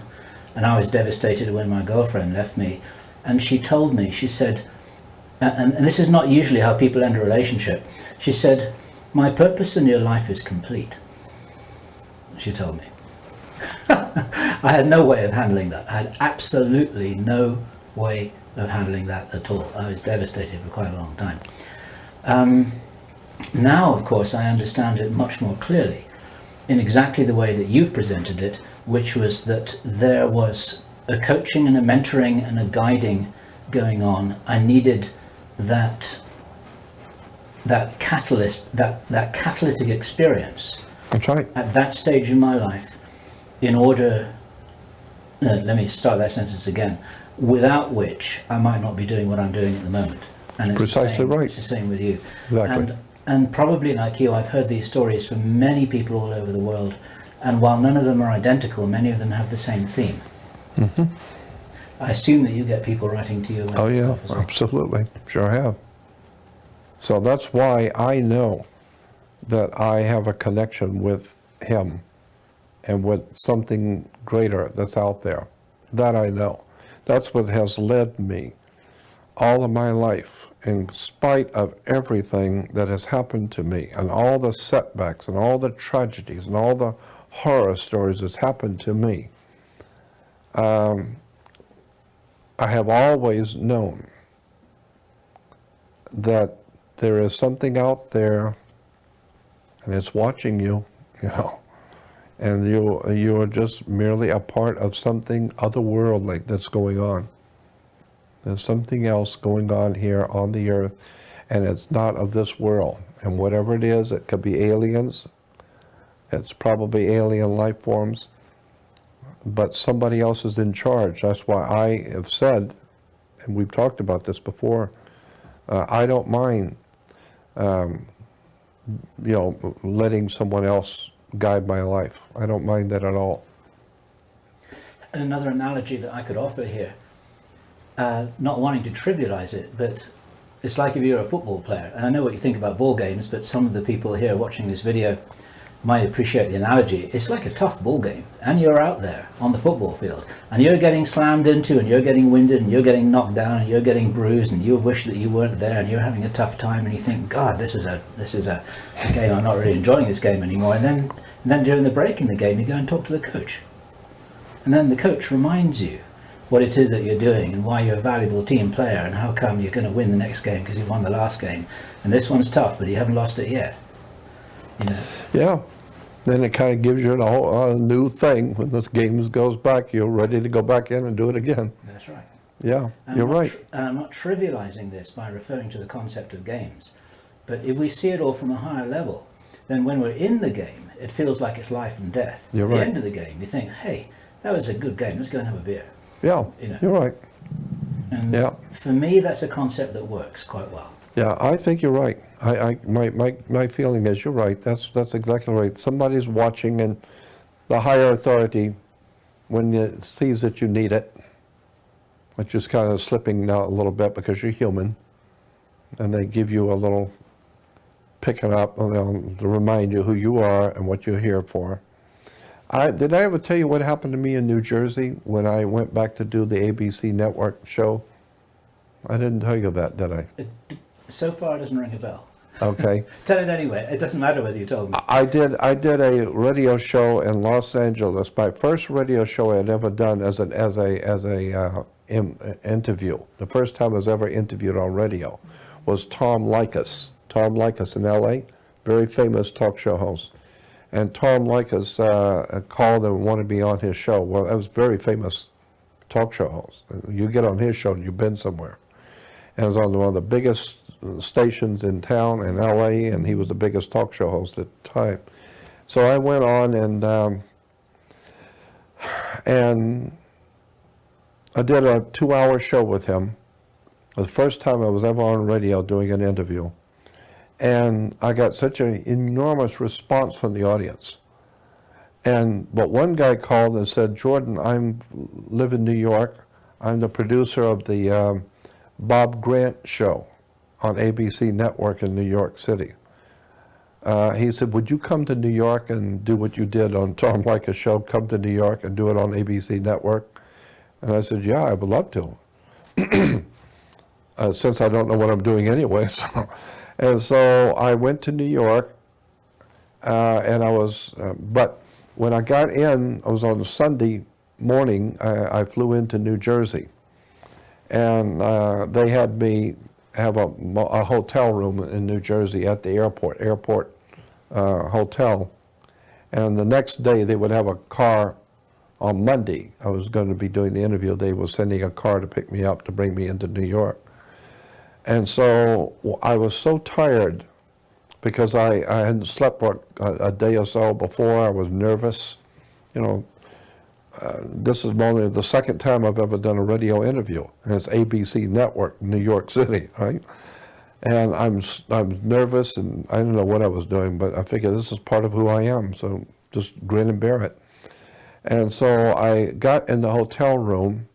I was so tired, I just collapsed on the bed, and I said out loud, I said, am I here by myself doing this, or do I have somebody here that can help me? And all of a sudden the bed lifted up, and as it began to move around the room, I was startled. The bed's floating around the room, and it floated over toward the window. And I remember thinking, if it hits that window, I'm jumping off this bed. I am not going out the window with this bed. And as it comes to the window, it turned around, and the bed turned completely around, and I'm on it, and I'm looking at this bed turning around, and I'm amazed, but I was startled. I don't know what to think of this. And then the bed turned back around again where it was supposed to, and then sat down. And I thought, and I said, thank you. And I guess that's all you can say. You better just go to bed and go to sleep. And I just laid down and thought about what in the hell did I just experience? This bed floated around the room and then floated back into place and sat down. And I was so tired, I just thought, Well, they didn't hurt me, so I'm going to go to sleep. It sounds like the coach in your football game has got quite a sense of humour. Actually. Yeah, exactly. Am I here by myself? No, the room is filled with things you just don't know. You don't see it. So they moved the bed around. I swear that it just scared me. It was such an experience having that bed move me around the room. It was incredible. In answer to your question, you never told me that. I always get a answer. That's fabulous. The most extraordinary thing I think that's truly off the wall that happened to me, and I've had so many things like that, I'll tell you, but this really happened. As crazy as this sounds, this actually happened. I was spending a long weekend at a friend's house in Los Angeles up in the canyons. He had a home way up in the canyons in the mountains overlooking Los Angeles.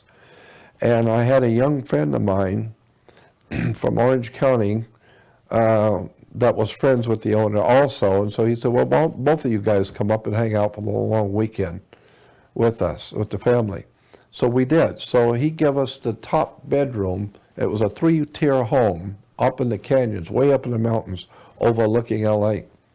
And so we had the top part, which was a big, huge bedroom and a pool table and all kinds of stuff up there. And we were staying there for like 3 or 4 days. Well, we went out at night and there was a ladder on the roof at the top part. So we took some pillows out and some blankets and we went up and took a couple of beers with us and we'd sit up there and laid out there under the stars at night. Just my friend and I, and talking and chatting about stuff. And I got to talking about God and the spirit world. And I have no idea why I did it. But we were both sitting up looking at Los Angeles, beautiful lights of the city, and we're sitting up on the roof. And for some reason, I said, God, if you are hearing me, would you have a meteorite hit this mountain here? And when I said that, a meteor went boom and hit the mountain. And he was shocked, and I was shocked. And we both looked at each other. And for a moment, we tried to realize what just happened. And I said to my friend,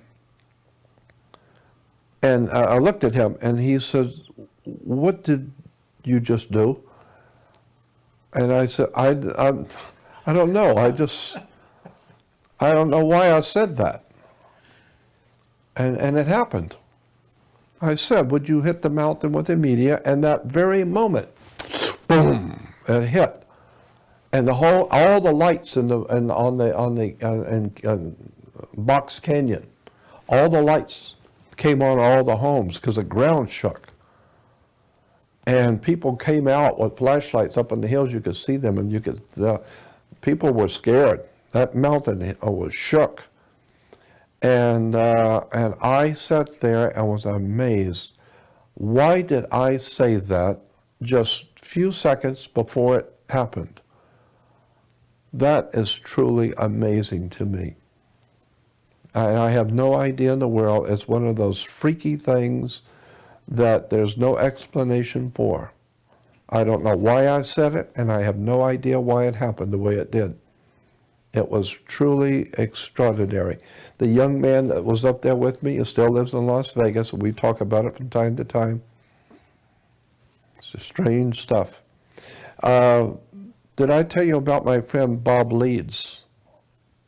I have an older friend named Bob Leeds. He's a big shot in the motion picture industry. Well, that's a long story, but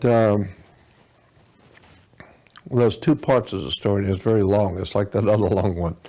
But anyway, Bob Leeds, I'll tell you the short version. Bob Leeds is a good friend of mine, but he was a very well-placed Jewish guy in the motion picture business in Hollywood. And he and I were dear friends, very close friends. And so Bob called me one morning, on Saturday morning. He said, I'm going to take you out to breakfast. Let's go out to breakfast. I said, okay. So he said, I'm going to take you to any place you want to go in San Diego. It's my treat. And so I said, great. So he said, any place you want to go, we'll go. I said, okay. So he comes by and picks me up. And God, I love Bob. Bob was great. And so I said, I want to go to, what was the name of the town just north of San Diego? It's a little Mexican town north of San Diego. I can't remember the name right now. I'll remember it in a minute. But it's a little dippy, little nothing town north of, and he said, no, what I had in mind was going into downtown San Diego to some really nice place. And I said to him, I said, you said I could go wherever I want to go. He said, that's right. I said, well, that's where I want to go, to this little dippy little town north of here. And he said, there's nothing there. And I said, that's where I want to go. He said, okay, so we go there then. So we get on the freeway. It's about a 20-minute drive.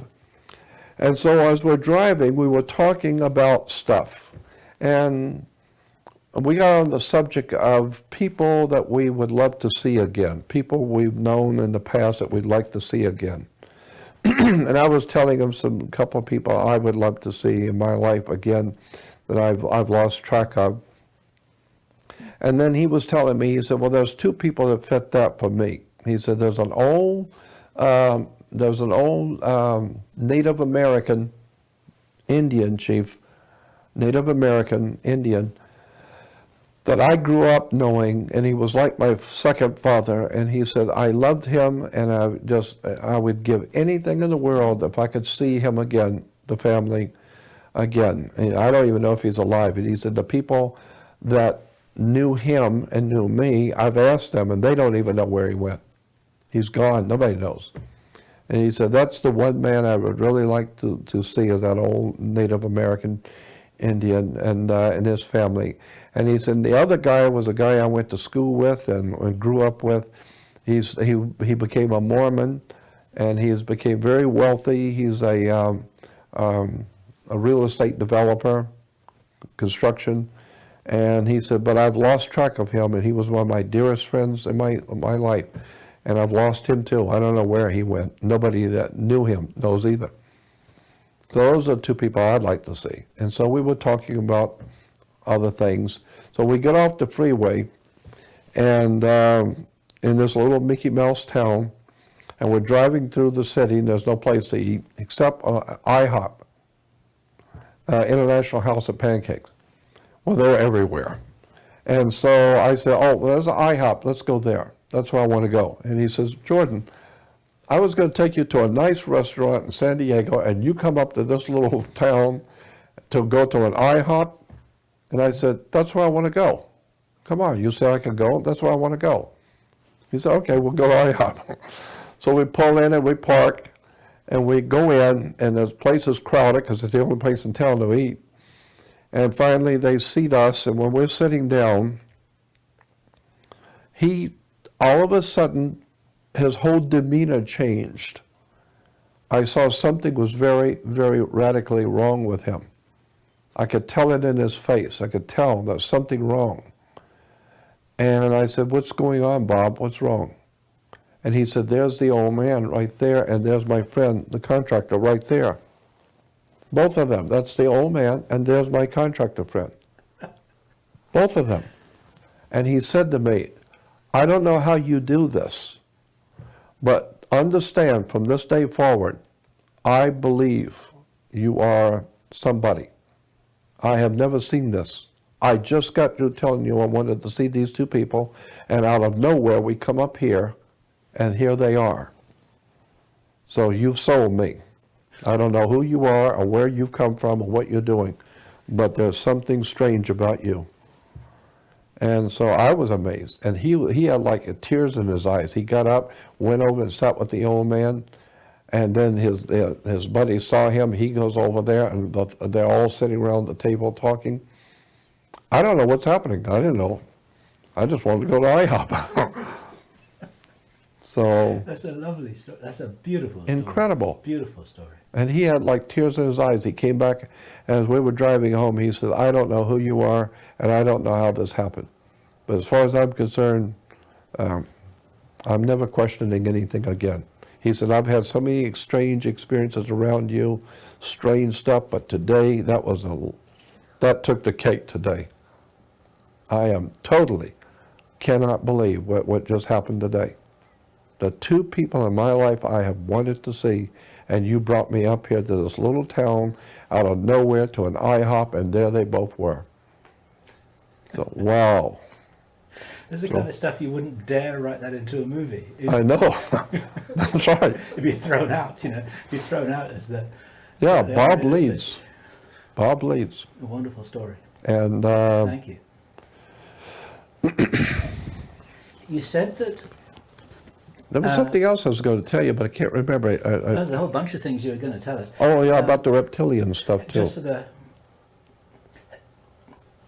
Just for the benefit of the people watching this video here, we're all kind of getting a bit giddy because it's past 3 o'clock in the morning here in Central Europe.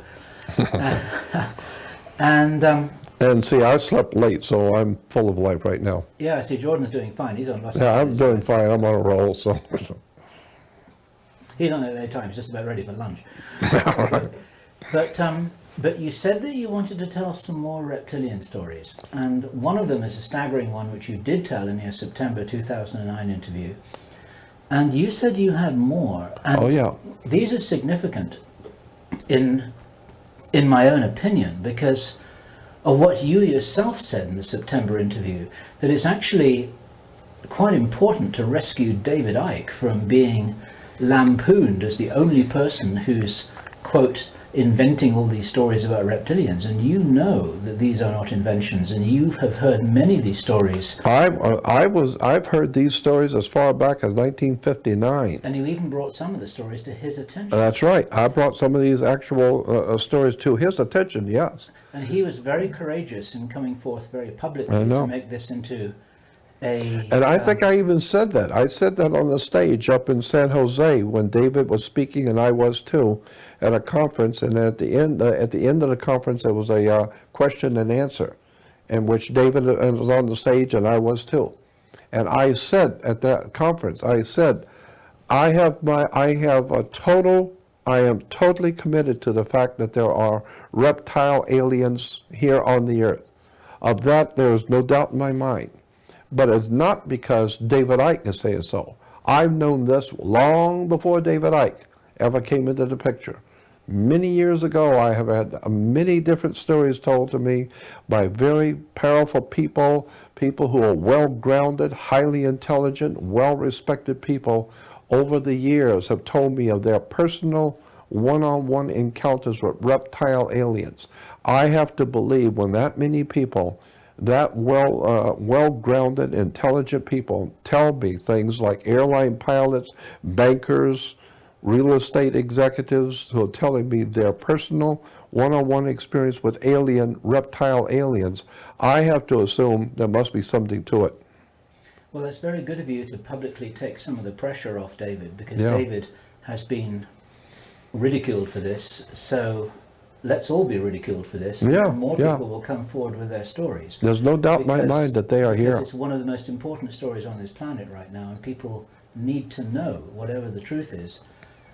People need to know. And I'd love you to tell some more stories which you believe are authentic, that have been reported to you, to add to the chronicles. I was doing a radio show. I was being interviewed on the Lou Epton show in Las Vegas many years ago, quite a few years. I'm thinking maybe 89. I think it was 89 or 88. So we're talking quite a few years ago. And Lou Epton at that time, dear, dear friend, Lou Epton, I love him dearly. He was a very, very wonderful man. He's still with us. He's in Las Vegas, retired. But he had a major top show in Las Vegas during the morning talk show. I have one at nighttime talk show. But but I was in Los Angeles, and Lou called me to do an interview. And that was a 2-hour show. And back in '88, I think it was. But anyway, in the process, I brought up the subject of the reptile aliens and my belief about the reptile aliens and what the ancient peoples of the ancient world, the Babylonians, the Sumerians, the Phoenician Canaanites, the Egyptians, especially the Sumerians, all the ancient peoples of the world talked about the reptile aliens. And so I just brought that up in passing, that I think that there are reptile aliens here. I've heard too many stories, and then I told some of the stories that I had heard. Well, after the program, I got a phone call from a guy who later on I found out is an extremely wealthy businessman in Las Vegas. He buys and sells hotels and commercial properties in Vegas, and he was the biggest there. And he said to me, he said, "Jordan, we listened to Lou Epton. We love Lou Epton. So in the office in the mornings, we listened to Lou Epton on the show." And he says, "But this morning, when you came on, we got so interested in listening to you that everybody just kind of quit work for a little bit and was listening to you." And he says, "And when you mentioned the reptile aliens, it shocked us."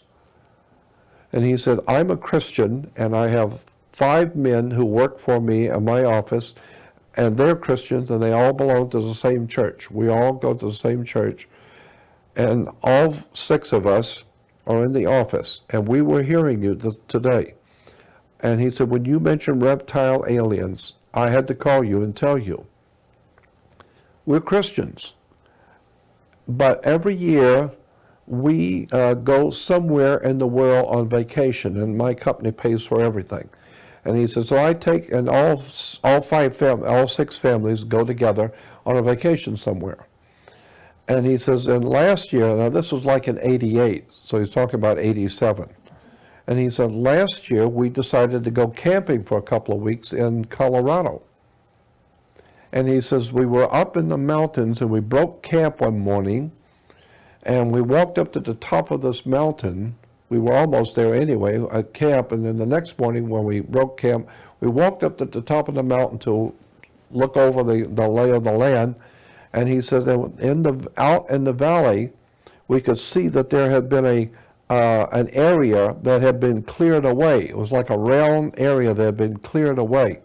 And there was a circle of people out there, and they were all wearing robes, and they were all holding hands and swaying back and forth, singing or chanting. You could barely hear them.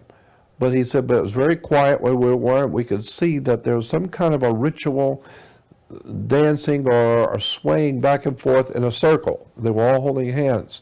And there was obviously somebody in the middle, like a priest or something in the middle. And he said, this is out in the middle of nowhere, that these people are out here with this thing that they're doing. And he said, we're up here in the mountains looking down on them.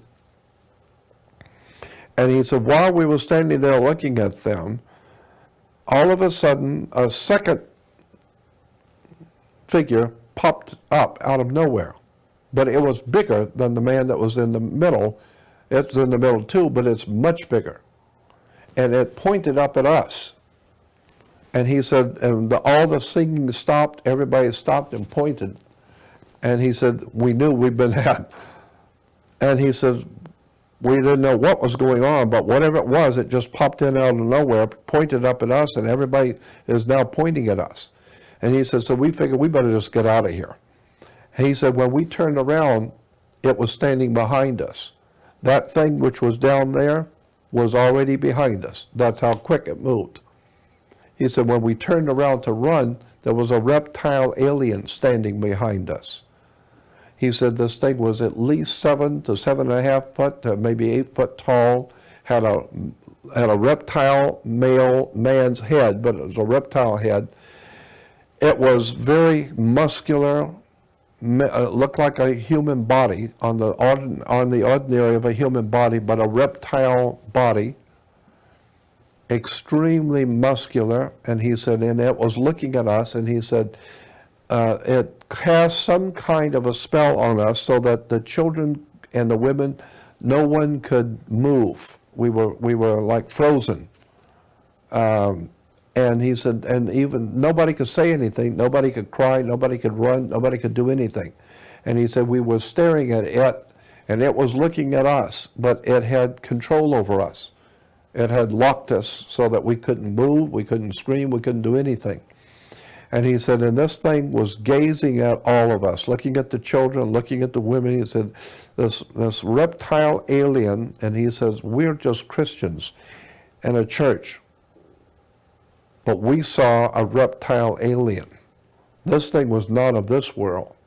And he said this thing was looking at all of us. And then he said it looked at the men, and the look he gave us, we understood. He didn't say anything, but we knew. He was saying, I'm going to leave you alone. But when I leave here, you better get out of here. And he said, the alien walked over like he was leaving, is gone. Just like they was gone. And he said when he was gone, the moment he was gone, everyone came back to life. And the babies were screaming, the women were yelling, screaming. Everybody came back to life instantly. And he says, we ran like we were totally out of our minds, running back to the cars. We ran down the hill, got in the cars, and the women were screaming, the children were yelling, and he says, and we drove back, and he said it was the most incredible, horrible experience. And he says, all the guys in my office will tell you, we saw a reptile alien in Colorado. So when you're talking about, he says, so when you're talking about reptile aliens in the ancient world, I got news for you. There's one we know for sure in Colorado. We saw him. And he said this thing ran back, and it went so fast, it was just, it's gone. But that's how fast it came up behind us. We knew that we'd been spotted, we turned around, and it was too late. It's already standing here. And he said, so when I hear tales now about people who have seen reptile aliens, I got to tell you, there's 6 families here. We all belong to the same church, and I will guarantee you, we saw one. You can bet on it.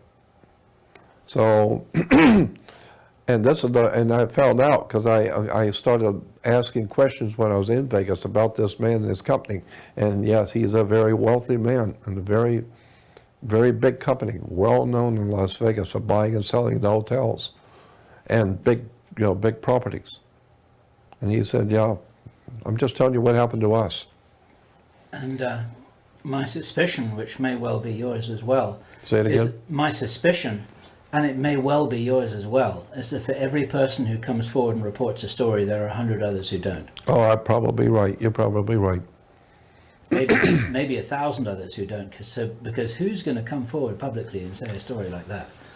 Not many. Yeah. And one of the reasons, of course, why I want to encourage you to, why I have been supporting you in coming forward to tell the stories, not only to support David Icke, but it's to support other people to have had these experiences, because I suspect that they are fairly widespread and nobody wants to talk about it. Well, you're right. That's my guess. Did you ever talk to Dr. Roger Lear about his case up in Bakersfield? I don't believe so. I know Roger Lear, yeah, and he's a very good man. I don't think I know about the Bakersfield incident. Tell me about it. Well, I'm just trying to remember the story basically. If he were here, he would give you the real dope on it. But I'm just remembering the basic story is that there was a guy up in Bakersfield who is a fire investigator. He's a fireman investigator for the fire department. And he has been having reptile aliens coming into his bedroom. Him and his wife have had reptile aliens, he says, were coming into his bedroom. They didn't harm him, but he said, he was telling Dr. Lear, because he called Roger Lear, because Roger is noted for his work with aliens and implants. And implants. And so Roger went up to see him, and this guy's with the fire department as an investigator, arson investigator for the fire department. And he said that the guy was saying that at night him and his wife were in bed, and the wall facing them became like water. It looked like water, and reptile aliens walked through. And when they came through, then the wall came back up to a wall again. And he said that they stood there looking at him and walking around the room, and he said we were so frightened out of our wits. We were just watching these reptile aliens walking around in the bedroom, and he said then we feel this strange feeling again, and the wall becomes like a water. And I think it's interesting that that's the way, you know, what is it, Star Trek or whatever it is, the wall looks like water. Well, this is a long time ago. This guy was telling, this is a long time ago. And and he said the aliens will walk back through again. So he said, so what they decided to do was they got a towel, large, big towels, which were the same color as the carpet. And I'm just trying to remember all of this from the experience, but they glued on the back or taped on the back aluminum foil, about 6 or 8 sheets of aluminum foil over and over on top of each other, and taped them on the towel and then laid it back over.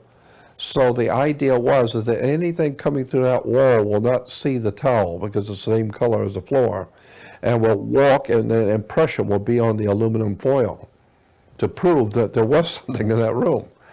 And he said, and sure enough, these things come back. On a few days later, they came back and walked through and walked around and looked at him and her in the bed, and then walked back over and walked back through the wall again. And he said, I've got them. They stepped on the carpet, on the towel. And he said, yeah, and they pick it up and you could see the imprint of the foot, the 3, I think he said there was like 3 fingers on the foot. And yet there was a piece of the nail was caught in the carpet. And they took that piece of nail and they called Dr. Lear and showed it to him. And they've had that little piece of a nail sent to, I don't know, Los Alamos or one of those big research laboratories, government research labs. And they said that this was, it was still alive. It was still living. It was a living tissue, and it was still alive. And that it was seemed to be growing. When they got it, as opposed to where it was now, it's grown in length, so it seems to be growing, even though it's not connected to the body. It's still growing. And so that's just one more story about a reptile aliens.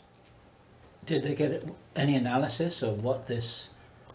was this in the days of DNA tests when they could... Well, yeah, you know what? He was just telling me this off the cuff, you know, and he didn't go into much, because I guess we were talking about reptile aliens. He said, well, you know, I'm just having some investigation of something's going on right now up in Bakersfield. But they did get a footprint on the aluminum foil to show that there was something came through the wall, whatever it was. So these are, yeah, you're just confirming that these aren't apparitions. Yeah, physical. These apparitions actually have weight. They have weight. Yeah, they have weight because they came through the wall, and their imprint is on the aluminum foil. Yeah, and they have some kind of interdimensional capability. Exactly, they have interdimensional capabilities that come through and walk back into. You may remember that in the Project Camelot interview with you in September 2009, I believe I shared the story with you that was told to me by Barbara Lamb. And Barbara Lamb... I know Barbara well. ...is a very lovely lady. Yeah, very. Who is a counselor and a supporter to many people who've had very strange ET experiences. And she told me how a reptilian alien had appeared out of nowhere in her bedroom and had silently held her hand for 2 minutes before it disappeared again, looking into her eyes, communicating with her that it was friendly. And it had been specially bred to interact with humans to give them the message that not all reptilians were hostile and meant harm. And this was this being's purpose, and it communicated with Barbara in that way. And so, just to confuse the issue further, I feel honor bound to report that little story too, because we mustn't let our prejudices get the worst of us. No, you're right. And with that little anecdote of my own, or with Barbara's, let us say, I'm going to very gently close this down, because we're now at the end of our third hour of tape. It is 3:45 in the morning. Even Jordan's getting tired. I'm exhausted. We both came back from the Vatican just a few days ago. Yeah, we went to the Vatican. And that's another story. And poor Jordan doesn't even know if he's going to be able to get home or not, because we've got a volcano in Iceland that's doing its thing. Because the whole solar system is going into something or other that's activating the Earth. And that's another story too. So it's all happening around here. And in the closing seconds of this tape, Jordan, I want to thank you so much for putting all of this on record, because we haven't been talking about the Illuminati and the New World Order this time, but we've been talking about a different area which is possibly even more important. Far more important. In terms of sketching out the big picture, of which we here on planet Earth may be quite a small part. And my own conviction is that you have certainly had an important role here, not only to reveal occult knowledge that has been kept secret from us, but actually to be a communicator about all these subjects, because they're all connected. They're all connected. Absolutely all connected. Understand it all. Yeah. And we're into the closing seconds here. I feel like I'm just about to be whisked off the stage, and I want to thank you again on behalf of the hundreds of thousands of people who'll be watching this. So thank you, Jordan Maxwell. Thank you. Been fun. It's a wild ride. No doubt about that.